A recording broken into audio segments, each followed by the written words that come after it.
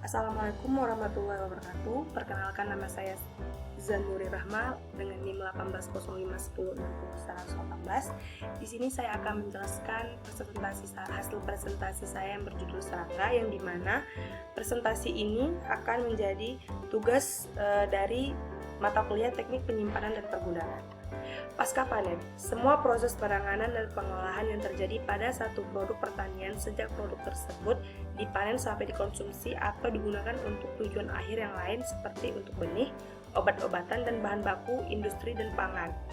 Pasca panen produk pertanian, yaitu processing primer atau bahan mentah sama dengan bahan baku. Yang kedua, processing sekunder, yaitu bahan baku sama dengan bahan jadi. Hama pasca panen, semua jenis hewan yang berpotensi menimbulkan kerugian ekonomi pada komoditas pertanian pada tahapan pasca panen. Jenis kerusakan akibat serangga hama pasca panen, yang pertama itu adalah kerusakan langsung, yang dimana terbagi dua. Yang pertama, konsumsi oleh serangga. Yang kedua, kontaminasi bahan simpan.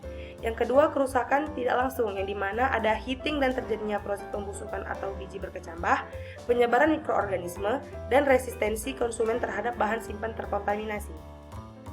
Susut pasca panen padi di negara-negara Asia Tenggara. Yang pertama, ada tahapan pasca panen dengan tingkat susutnya atau persen.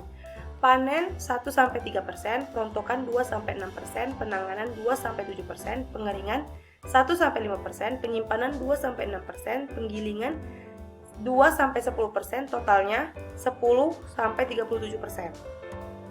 Sistem pasca panen, yang pertama itu panen, yang kedua perontokan, setelah perontokan penanganan pengeringan, lalu penggilingan, setelah itu transportasi, setelah transportasi penyimpanan, lalu pengolahan. Praktek pasca panen di Indonesia, yaitu yang pertama tahapan pasca panen perontokan yang dipraktekkan dibanting atau diinjak 80%, sebaiknya menggunakan power thresher 20%.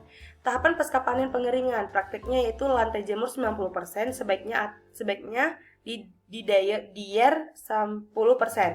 Tahapan pasca panen penggilingan, prakteknya itu huler atau rice milling unit atau rendemennya 63,2%, sebaiknya besar PBB rendemen lebih besar 63,2%. Peningkatan rendemen 1% dapat menambah pasokan beras nasional sebesar 0,5 juta ton. Klasifikasi berdasarkan perilaku makan, 1 internal feeder, yang kedua external feeder. Klasifikasi waktu penanganan, yaitu hama primer dengan hama sekunder. Peran serangga yang lain di dalam tempat penyimpanan, yaitu pemakan cendawan, pemakan sisa, perusak struktur gudang, penyusup atau innider. Hama priper. Hama priper ada 3, Staphylococcus spp, Staphylococcus aureus, Staphylococcus zymais, Staphylococcus granitius. Yang Calasobruchus spp, Calasobruchus madaltus, Calasobruchus chinensis, Calasobruchus passauli.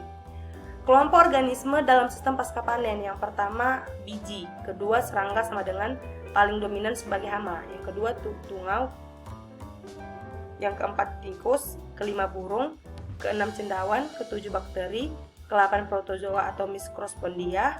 Serangga sebagai hama pasca panen, yaitu yang pertama Colchoptera, yang kedua Lepidoptera, yang ketiga Pseucoptein, yang keempat Diptera.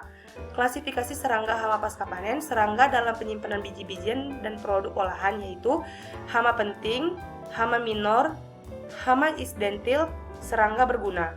Proses pengolahan benih, yang pertama panen. Penerimaan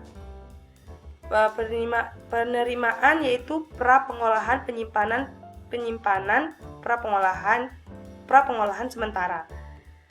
Set pembersih treatment, pemeliharaan, pengepakan, penanaman, pengolahan, dan penyimpanan.